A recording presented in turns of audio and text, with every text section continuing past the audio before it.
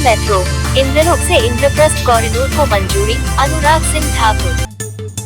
Delhi metro Lajpat Nagar से साकेत जी block corridor को मंजूरी, अनुराग सिंह ठाकुर। दिल्ली मेट्रो के चरण 1 के तहत 2 नए कॉरिडोर 8,399 करोड़ रुपए की लागत से बनाए जाएंगे। अस्सलामु अलैकुम, मैं ज़मीर अहमद अंसारी और आप देख रहे हैं जेड न्यूज़ फॉर यू। अर्ज़ यह है कि आपने अपने channel Z news for you को अभी तक सब्सक्राइब नहीं किया है तो सब्सक्राइब करें और साथ में दिए हुए बेल आइकन को भी दबाएं, जिससे हमारी आने वाली सभी वीडियोस के नोटिफिकेशन सबसे पहले आपको मिल सकें। प्रधानमंत्री नरेंद्र मोदी जी की अध्यक्षता में आज कैबिनेट की बैठक हुई और दिल्ली एनसीआर में मेट्रो का एक बहुत बड़ा योगदान है पब्लिक ट्रांसपोर्टेशन के क्षेत्र में। पिछले कुछ वर्षों में मोदी सरकार में मेट्रो नेटवर्क का विस्तार भी हुआ और देश की राजधानी में आज देश का सबसे बड़ा मेट्रो नेटवर्क बनकर खड़ा हुआ है। 945 किलोमीटर का मेट्रो नेटवर्क आज देश में है और 919 किलोमीटर की मेट्रो लाइंस अंडर कंस्ट्रक्शन है, जो आज काम चल रहा है। मुझे कहते हुए प्रसन्नता है कि आज 2 नए कॉरिडोर्स को अनुमति मिली है, जिनके ऊपर 8400 करोड़ रुपया व्यय होगा। लाजपत नगर से साकेत जी ब्लॉक के लिए, लाजपत नगर से साकेत जी ब्लॉक के लिए 8.4 किलोमीटर लगभग मेट्रो लाइन है। ये इसके 8 स्टेशन होंगे। ये सारी एलिवेटेड मेट्रो लाइन रहेगी। और दूसरी है इंद्रलोक से इंद्रप्रस्थ तक, ये भी 12.377 लगभग 12.4 किलोमीटर मेट्रो लाइन इंद्रलोक से इंद्रप्रस्थ तक बनेगी। इसमें अंडरग्राउंड जो है वो लगभग 11.4 और एलिवेटेड 1 किलोमीटर के लगभग बनेगी। इसके कुल मिलाकर 10 स्टेशन होंगे, जिनमें से 9 अंडरग्राउंड और 1 एलिवेटेड होगा। सो कुल मिलाकर 20.7 किलोमीटर की ये सड़कें, 20.7 किलोमीटर की मेट्रो लाइन, जिसके ऊपर 8,400 करोड़ रुपया खर्च होगा, इसकी मंजूरी दी गई है। इससे पहले भी 2019 में 3 कॉरिडोर को मंजूरी दी गई थी। Arrow city Tughlakabad, R K Ashram Marg से Janakpuri and west, Janakpuri west तक थी और मजलिस पार्क तक, मजलिस पार्क से मौजपुर, ये तीसरा मजलिस पार्क से मौजपुर। इनके ऊपर भी काम चल रहा है लगभग 24,950 करोड़ का। ये प्रोजेक्ट भी 2026 तक पूरा कर लिया जाएगा। और जो प्रोजेक्ट आज मंजूर हुए हैं, लाजपत नगर से साकेत जी ब्लॉक और इंद्रलोक से इंद्रप्रस्थ तक, इसको भी सन 2029 मार्च तक पूरा कर लिया जाएगा। इससे ट्रैफिक कंजेशन और पोल्यूशन में कमी आएगी, फॉसिल फ्यूल की बचत होगी, यानी कि विदेश से फॉसिल फ्यूल नहीं लाना पड़ेगा, कम लाना पड़ेगा। नागरिकों के यातायात में समय की बचत होगी और सुविधा भी मिलेगी, और ट्रेवल कॉस्ट, जो खर्चा आता है, उसमें भी काफी कमी आएगी। कुल मिलाकर ईज ऑफ लिविंग इससे बढ़ने वाला है। ये जो मेट्रो कॉरिडोर है, ये भारत सरकार और यूटी सरकार की एक ज्वाइंट वेंचर कंपनी डीएमआरसी के माध्यम से किया जाएगा। इन 2 कॉरिडोर्स के निर्माण पर आने वाले 8400 करोड़ रुपए के ऊपर, इसमें से 1,547 करोड़ रुपया भारत सरकार खर्च करेगी। 4,309 करोड़ रुपया जायका का लोन इस्तेमाल किया जाएगा।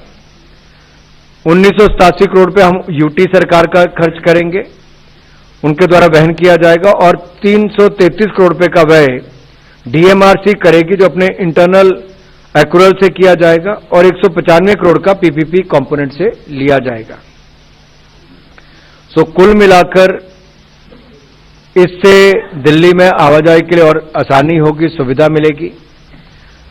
लगभग 2.5 लाख लोग प्रतिदिन इसमें सफर कर पाएंगे जब ये कॉरिडोर बनकर तैयार होगी। अगर आज के समय देखा जाए तो 65 से 70 लाख लोग केवल दिल्ली में मेट्रो से सफर करते हैं इस एनसीआर रीजन में, और एक बहुत बड़ी सुविधा के रूप में दिल्ली मेट्रो बनकर खड़ी हुई इस एनसीआर रीजन के लिए। धन्यवाद।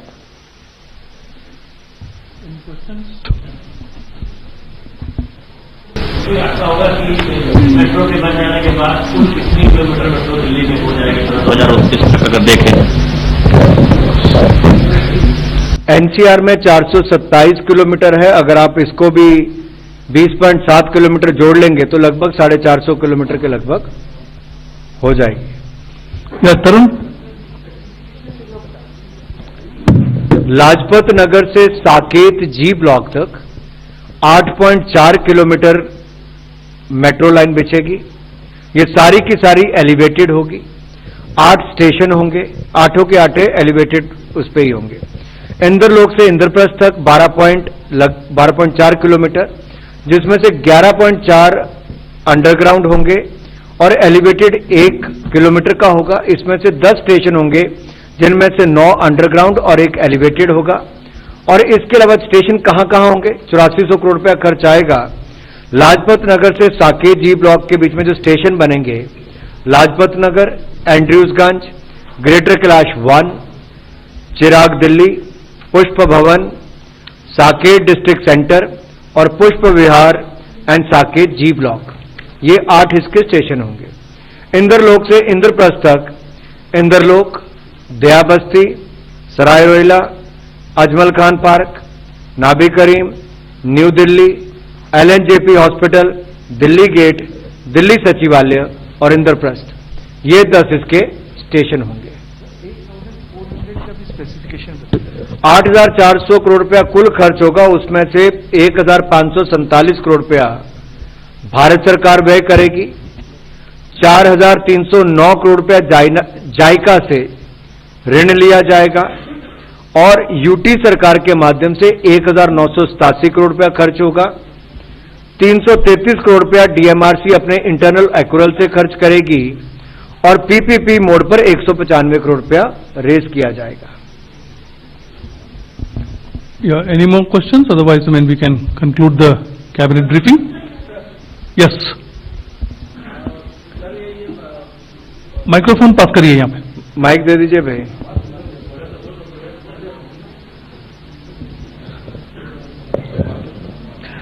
अनुराग जी, अब ये जो कैबिनेट की बैठक हुई है, क्या माना जा सकता है कि चुनाव की घोषणा से पहले ये आखिरी कैबिनेट है, या इस बीच में देश हित में और भी फैसले लेने के लिए कैबिनेट की बैठकें होती रहेगी?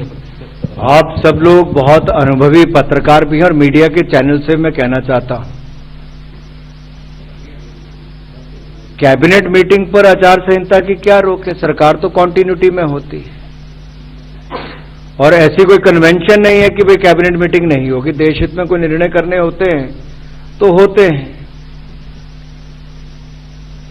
सरकार की टर्म जो है या लोकसभा की भी वो 31 मई तक है। तो जो इलेक्शन कमीशन के अनुसार जब पिछली सरकार का गठन कार्यकाल जब पिछली लोकसभा का हुआ था, तब तक तो ये है ही है, जब तक अगली सरकार का गठन नहीं होता। लेकिन अच्छा हुआ आपने सवाल पूछा अरविंदर जी, बाकियों के लिए भी जानकारी। Sir, one last question. Yeah. Hi, yes. So just adding to that, what my colleague has asked, but will they be briefings also, or whatever internal deliberations the government has? मैं चाहता हूं कि आप लोग मुझे भविष्य में भी सुनते रहें। आपकी इच्छा होगी कि अभी Yeah, I think coming on that note, we'll conclude the cabinet briefing for the day.